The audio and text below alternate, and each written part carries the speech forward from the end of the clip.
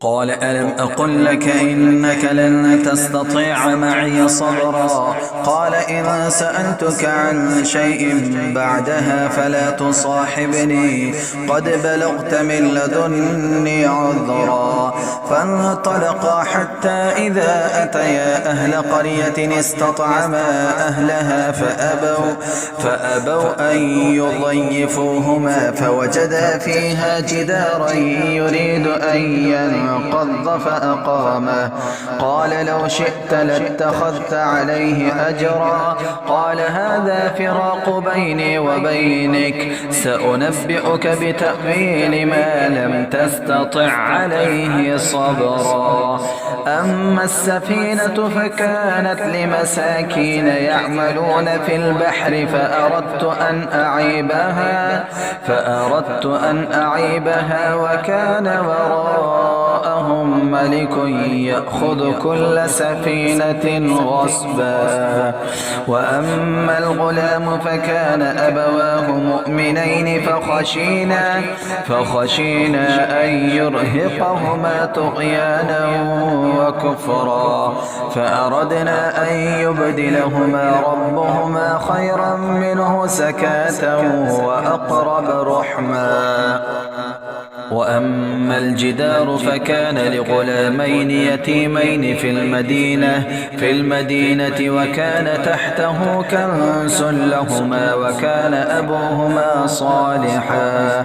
فأراد ربك أن يبلغا أشدهما ويستخرجا كنزهما رحمة من ربك وما فعلته عن أمري ذلك تأويل ما لم تستطع عليه صبرا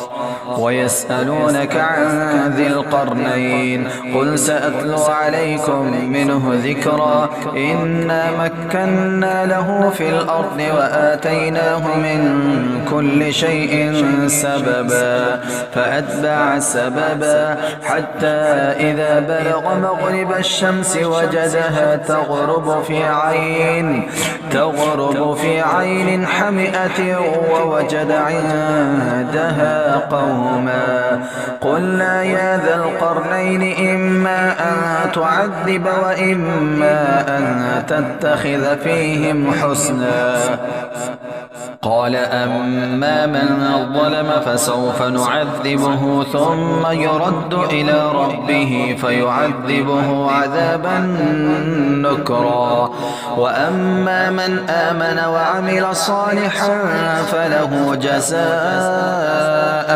الحسنى وسنقول له من أمرنا يسرا ثم أتبع سببا حتى إذا بلغ مطلع الشمس وجدها تطلع على قوم لم نجعل لهم من دونها سترا كذلك وقد أحطنا بما لديه خبرا ثم أتبع سببا حتى إذا بلغ بين السدين وجد من دونهما قوما لا يكادون يفقهون قولا قالوا يا ذا القرنين إن يأجوج ومأجوج مفسدون في الأرض فهل نجعل لك خرجا على أن تجعل بيننا وبينهم سدا قال ما مكنني فيه ربي خير فأعينوني بقوة أجعل بينكم وبينهم ردما آتوني سبر الحديد حتى إذا ساوى بين الصدفين قال انفخوا حتى إذا جعله نارا قال آتوني أفرغ عليه قطرا فما استطاعوا أن يظهروه وما استطاعوا له نقبا قال هذا رحمة من ربي فإذا جاء وعد ربي جعله دكا وكان وعد ربي حقا وتركنا بعضهم يومئذ يموج في بعض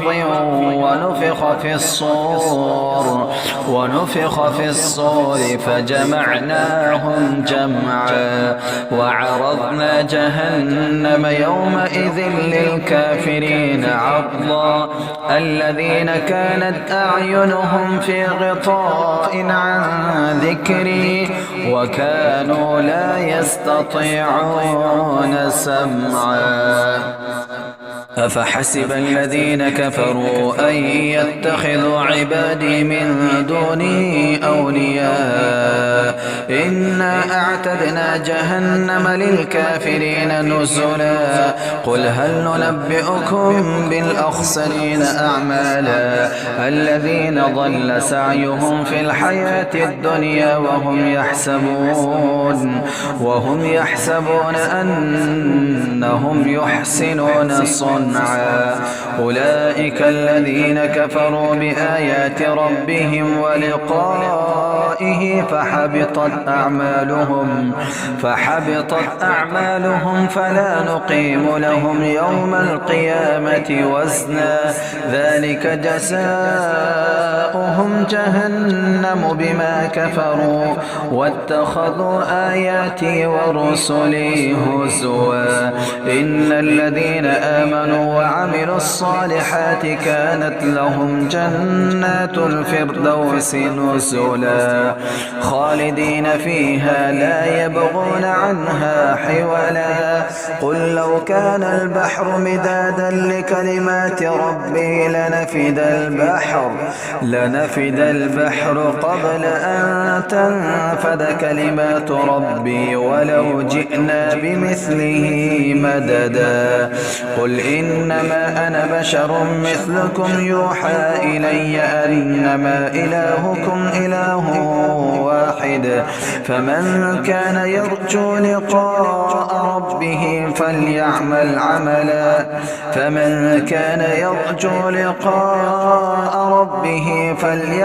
عملا صالحا ولا يشرك بعبادة ربه أحدا. بسم الله الرحمن الرحيم. كافها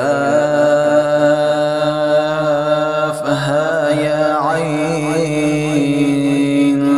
صاد ذكر رحمة ربك عبده زكريا إذ نادى ربه نداء خفيا قال رب إني وهن العظم مني واشتعل الرأس شيبا ولم أكن بدعائك رب شقيا وإني خفت الموالي من ورائي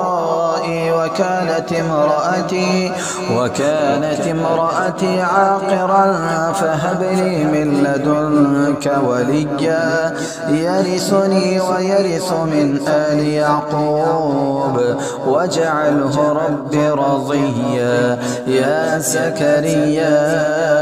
إنا نبشرك بغلام اسمه يحيى لم نجعل له من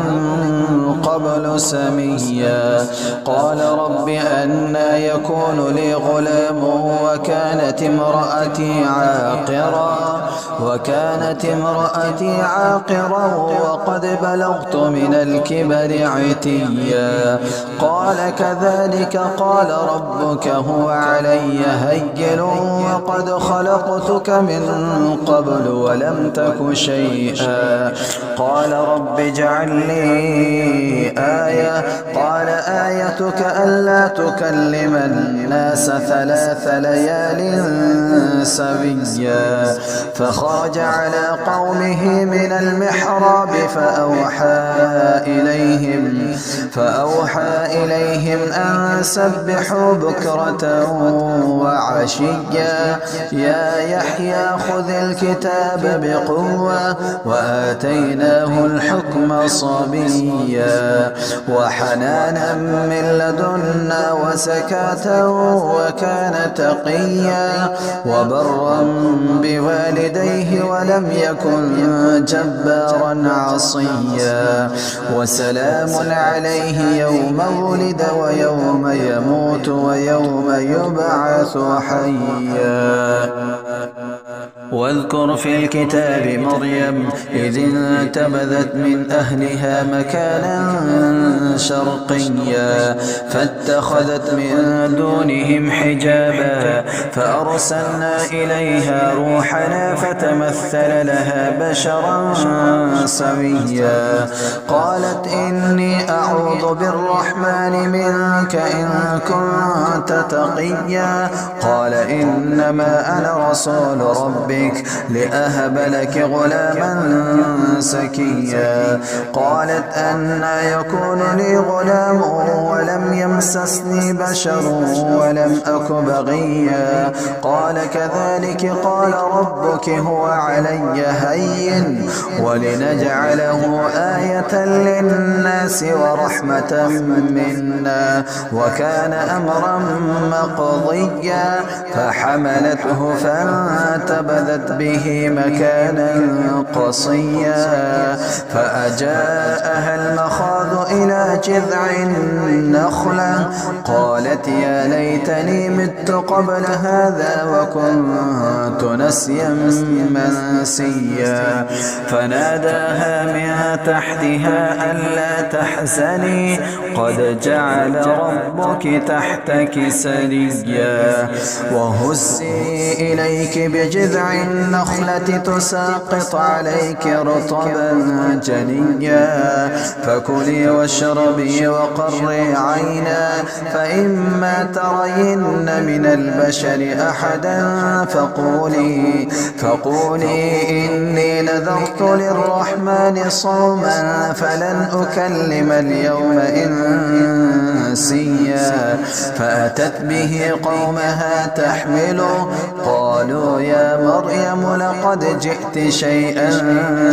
فريا يا أخت هارون ما كان أبوك امرأ سوء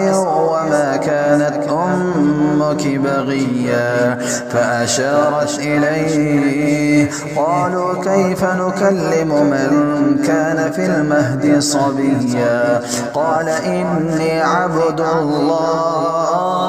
آتاني الكتاب وجعلني نبيا وجعلني مباركا أينما كنت وأوصاني بالصلاة والزكاة ما دمت حيا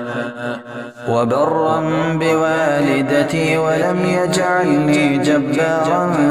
شقيا والسلام علي يوم ولدت ويوم أموت ويوم أبعث حيا ذلك عيسى ابن مريم قول الحق الذي فيه يمترون ما كان لله أن يتخذ من ولد سبحانه إذا قضى أمرا فإنما يقول له كن فيكون وإن الله ربي وربكم فاعبدوه هذا صراط مستقيم فاختلف الأحزاب من بينهم فويل للذين كفروا من مشهد يوم عظيم أسمع بهم وأبصر يوم يأتوننا لكن الظالمون اليوم في ضلال مبين وأنذرهم يوم الحسرة إذ قضي الأمر وهم في غفلة وهم لا يؤمنون إنا نحن نرث الأرض ومن عليها وإلينا يرجعون واذكر في الكتاب إبراهيم إنه كان صديقا نبيا إذ قال لأبيه يا أبت لم تعبد ما لا يسمع ولا يبصر ولا يغني عنك شيئا يا أبت إني قد جاءني من العلم ما لم يأتك فاتبعني أهدك صراطا سويا يا أبت لا تعبد الشيطان إن الشيطان كان للرحمن عصيا يا أبت إني أخاف أن يمسك عذاب من الرحمن فتكون للشيطان وليا قال أراغب أنت عن آلهتي يا إبراهيم لئن لم تنته لأرجمنك واهجرني مليا قال سلام عليك سأستغفر لك ربي إنه كان بي حفيا وأعتزلكم وما تدعون من دون الله وأدعو ربي عسى ألا أكون بدعاء ربي شقيا فلما اعتزلهم وما يعبدون من دون الله وهبنا له إسحاق ويعقوب وكلا جعلنا نبيا ووهبنا لهم من رحمتنا وجعلنا لهم لسان صدق عليا واذكر في الكتاب موسى إنه كان مخلصا وكان رسولا نبيا وناديناه من جانب الطور الأيمن وقربناه نجيا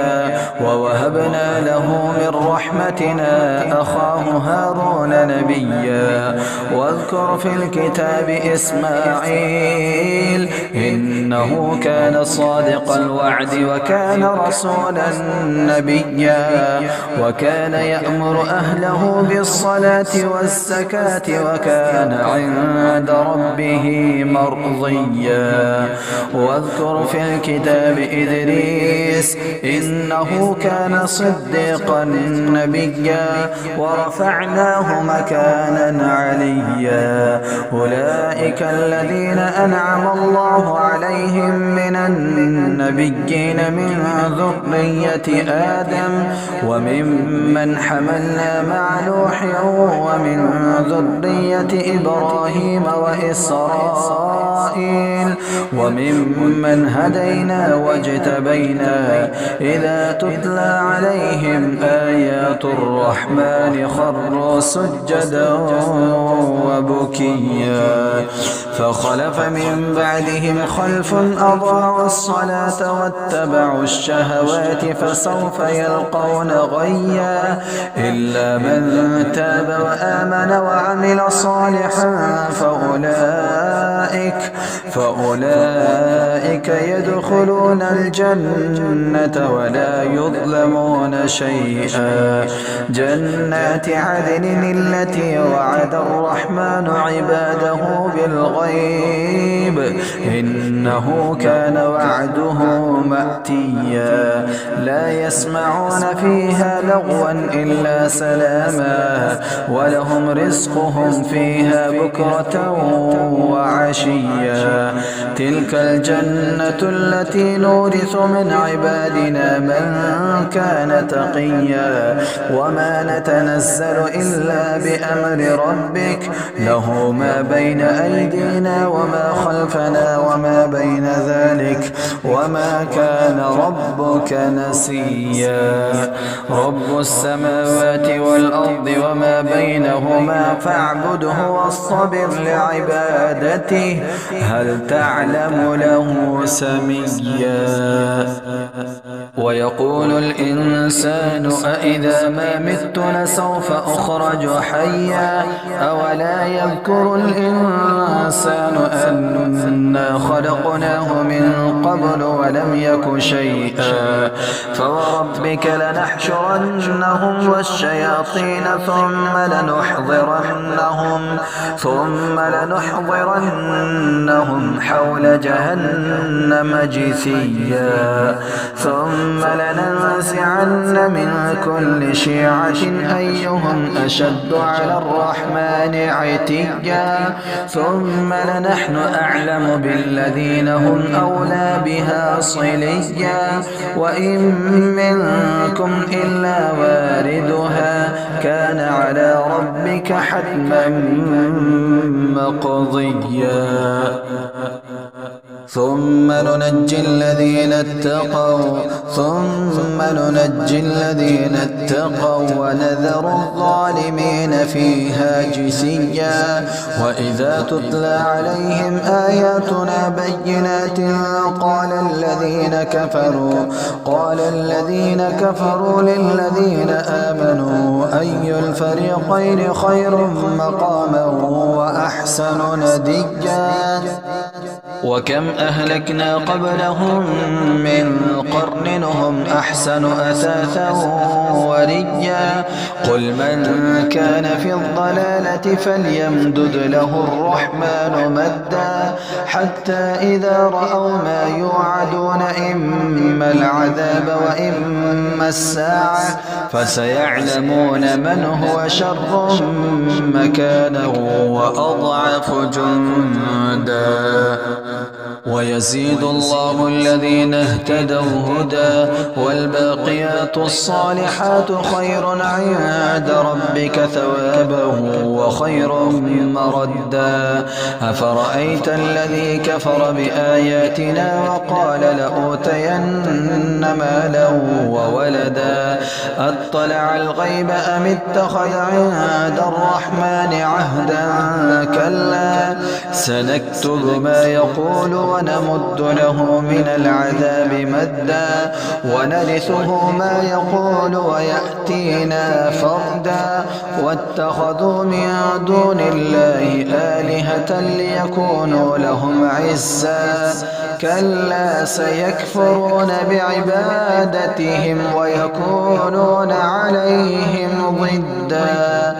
ألم تر أنا أرسلنا الشياطين على الكافرين تؤزهم أزا فلا تعجل عليهم إنما نعد لهم عدا يوم نحشر المتقين إلى الرحمن وفدا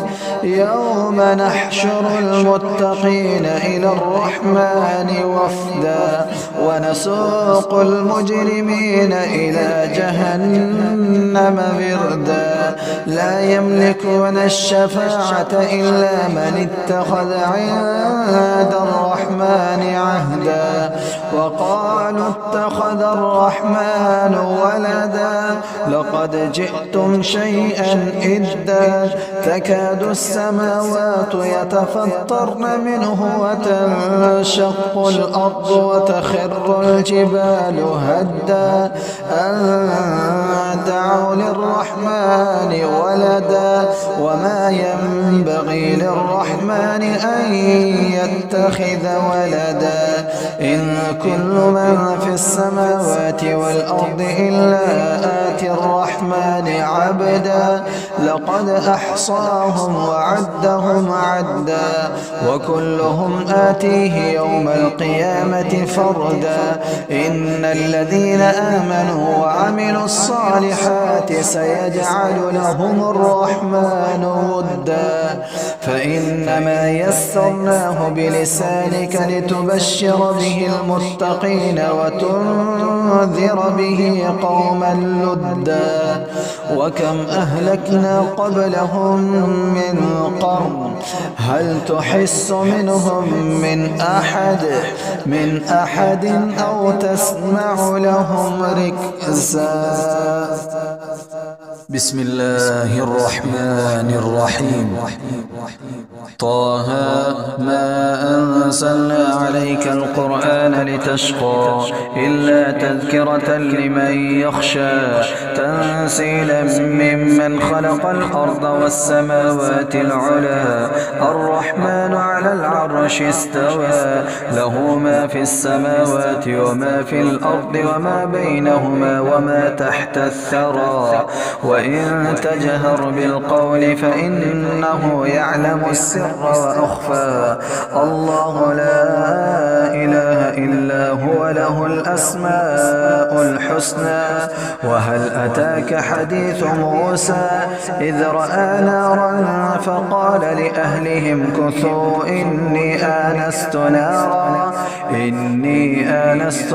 لعلي آتيكم منها بقبس أو أجد على النار هدى فلما أتاها نودي يا موسى إني أنا ربك فاخلع عليك إنك بالواد المقدس طوى وأنا اخترتك فاستمع لما يوحى إنني أنا الله لا إله إلا أنا فاعبدني وأقم الصلاة لذكري إن الساعة آتية أكاد أخفيها لتجزى كل نفس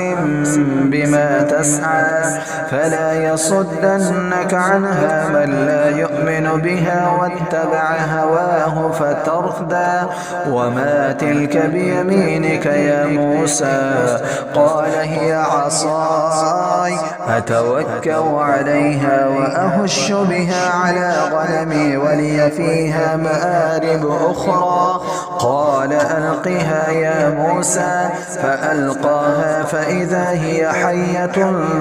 تسعى قال خذها ولا تخف سنعيدها سيرتها الأولى واضمم يدك إلى جناحك تخرج بيضاء من غير سوء آية أخرى لنريك من آياتنا الكبرى اذهب إلى فرعون إنه طغى قال رب اشرح لي صدري ويسر لي أمري واحلل عقدة من لساني يفقه قولي واجعل لي وزيرا من أهلي هارون أخي اشدد به أسري وأشركه في أمري كي نسبحك كثيرا ونذكرك كثيرا إنك كنت بنا بصيرا قال قد أوتيت سؤلك يا موسى ولقد مننا عليك مرة أخرى إذ أوحينا إلى أمك ما يوحى أن اقذفيه في التابوت فاقذفيه في اليم فليلقه اليم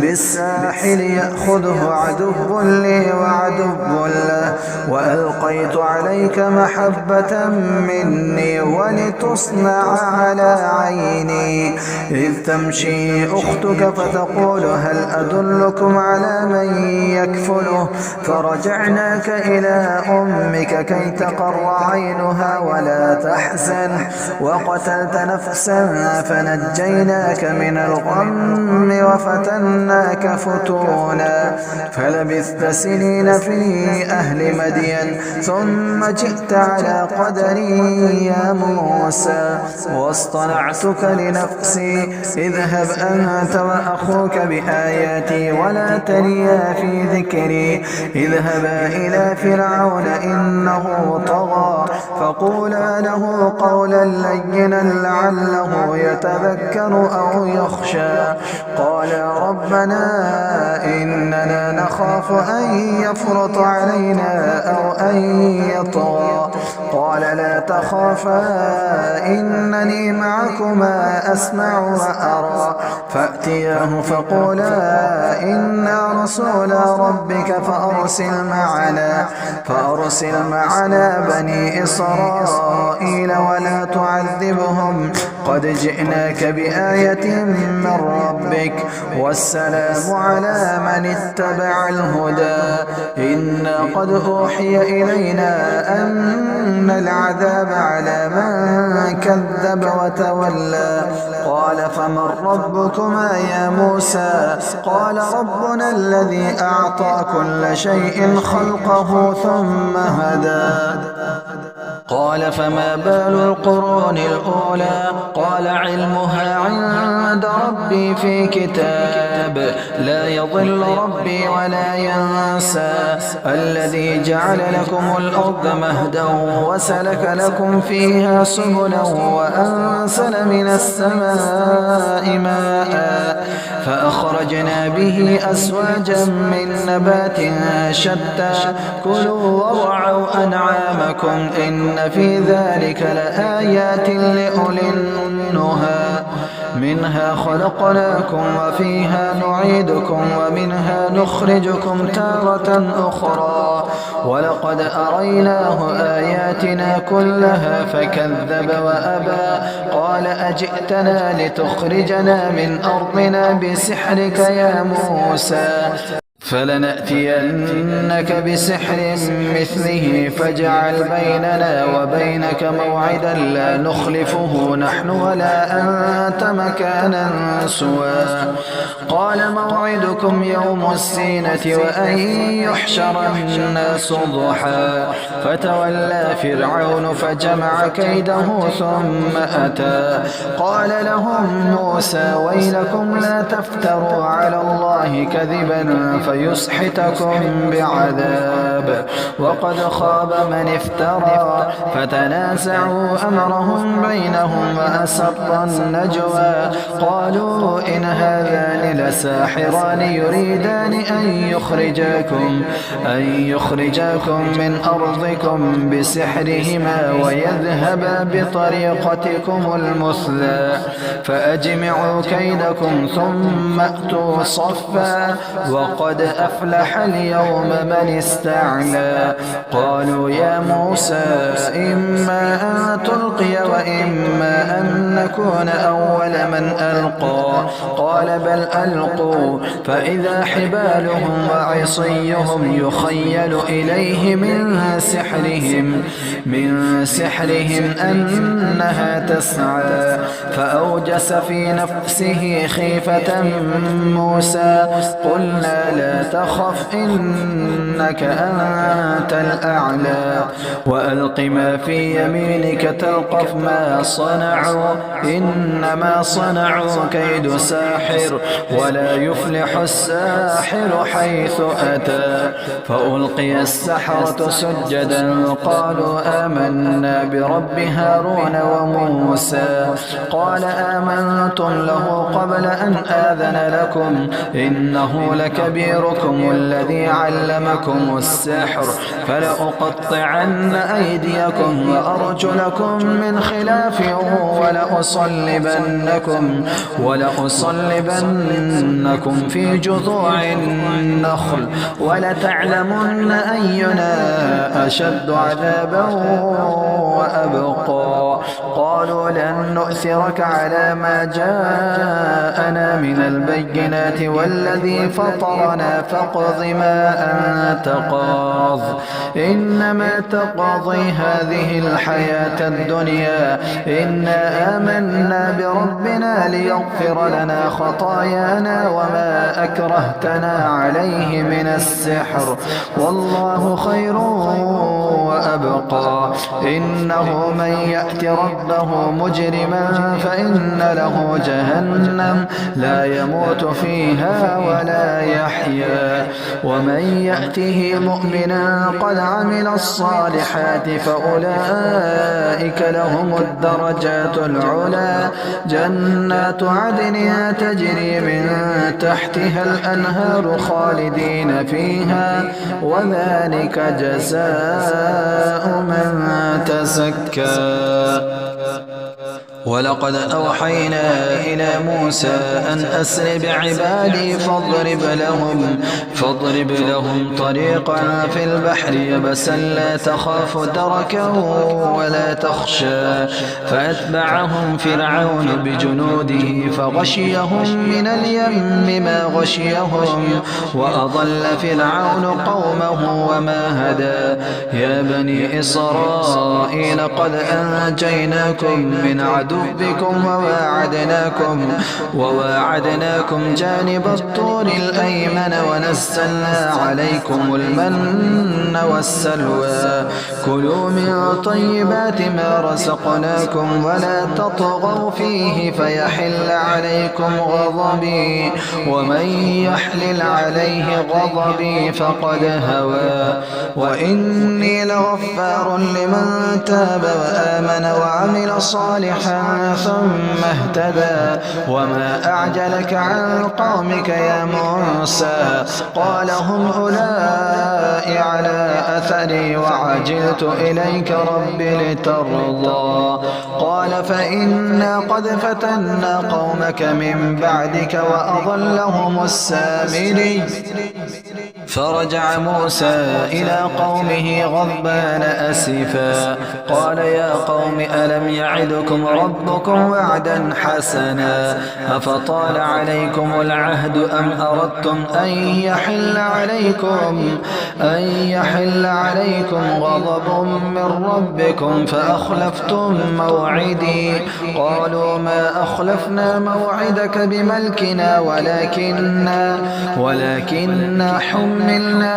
أوزارا من زينة القوم فقذفناها فكذلك ألقى السامري فأخرج لهم عجلا جسدا له خوار فقالوا هذا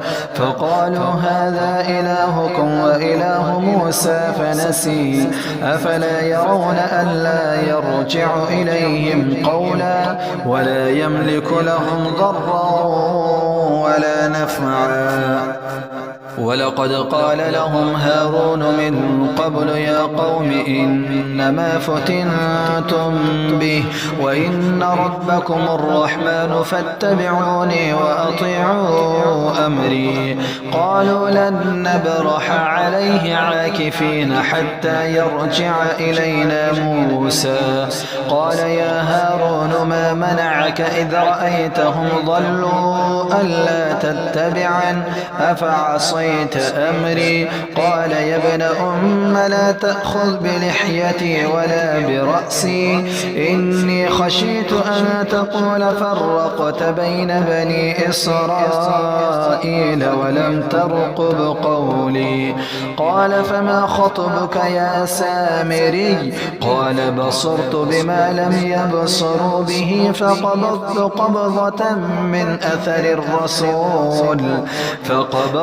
قبضة من أثر الرسول فنبذتها وكذلك سولت لي نفسي قال فاذهب فإن لك في الحياة أن تقول لا مساس وإن لك موعدا لن تخلفه وانظر إلى إلهك الذي ظلت عليه عاكفا لنحرقنه ثم لننسفنه في اليم نسفا إنما إلهكم الله الذي لا إله إلا هو وسع كل شيء علما كذلك نقص عليك من أنباء ما قد سبق وقد آتيناك من لدنا ذكرا من أعرض عنه فإنه يحمل يوم القيامة وزرا خالدين فيه وساء لهم يوم القيامة حملا يوم ينفخ في الصور ونحشر المجرمين يومئذ زرقا يتخافتون بينهم إن لبثتم إلا عشرا نحن أعلم بما يقولون إذ يقول أمثلهم طريقة إن لبثتم إلا يوما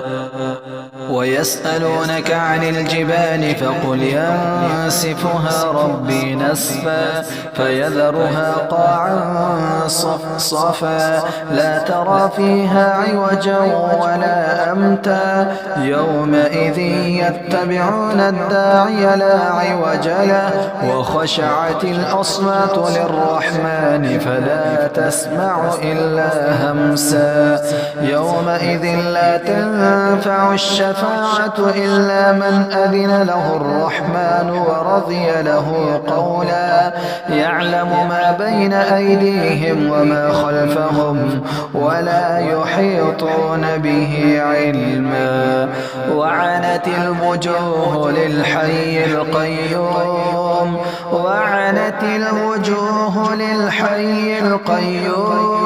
وقد خاب من حمل ظلما ومن يعمل من الصالحات وهو مؤمن فلا يخاف ظلما ولا هضما وكذلك أنزلناه قرآنا عربيا وصرفنا فيه من الوعيد لعلهم يتقون أو يحدث لهم ذكرا فتعالى الله الملك الحق ولا تعجل بالقرآن من قبل أن يقضى إليك وحيه وقل رب زدني علما ولقد عهدنا إلى آدم من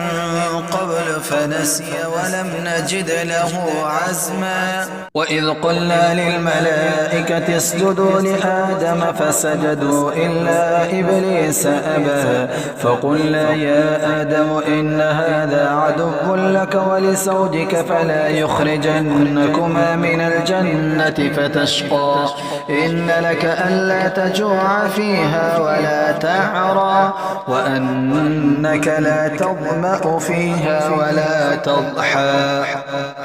فوسوس إليه الشيطان قال يا آدم هل أدلك على شجرة الخلد وملك لا يبلى فأكلا منها فبدت لهما سوآتهما وطفقا يخصفان عليهما من ورق الجنة وعصى آدم ربه فغوى ثم اجتباه ربه فتاب عليه وهدى قال اهبطا منها جميعا بعضكم لبعض عدو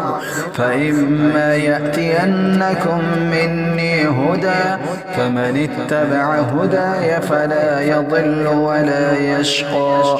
ومن أعرض عن ذكري فإن له معيشة ضنكا ونحشره يوم القيامة أعمى قال رب لم حشرتني أعمى وقد كنت بصيرا قال كذلك أتتك آياتنا فنسيتها وكذلك اليوم تنسى وكذلك نجزي من أسرف ولم يؤمن بآيات ربه ولعذاب الآخرة أشد وأبقى أفلم يهد لهم كم أهلكنا قبلهم من القرون يمشون في مساكنهم إن في ذلك لآيات لأولي النهى ولولا كلمة سبقت من ربك لكان لساما وأجل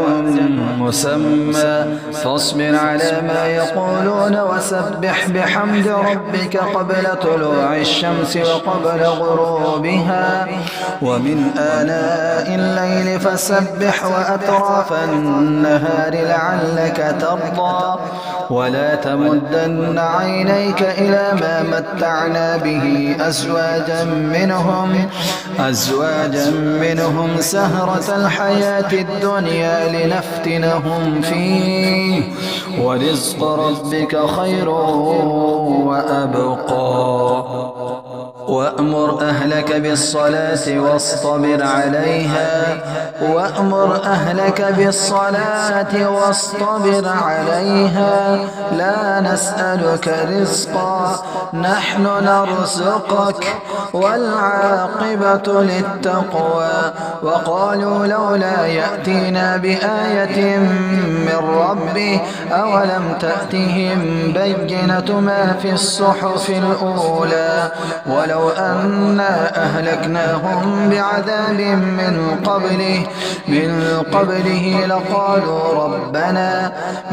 قبله لقالوا ربنا لولا أرسلت إلينا رسولا فنتبع آياتك من قبل أن نذل ونخزى قل كل متربص فتربصوا فستعلمون من أصحاب الصراط السوي ومن اهتدى.